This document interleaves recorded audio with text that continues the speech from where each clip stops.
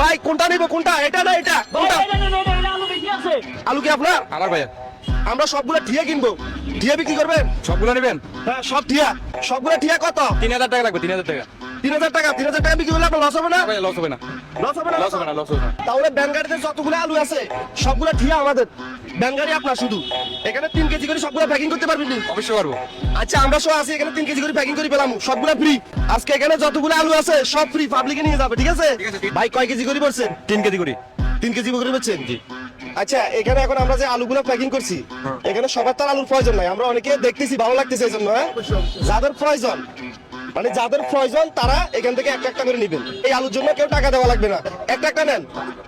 এই নেন, এটা নেন, এটা নেন, ঠিক আছে? যান যান যান যান যান।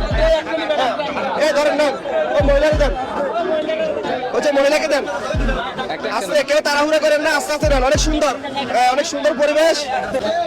একজনে একটা নেন, ক্লিয়ার হয়ে গেছে।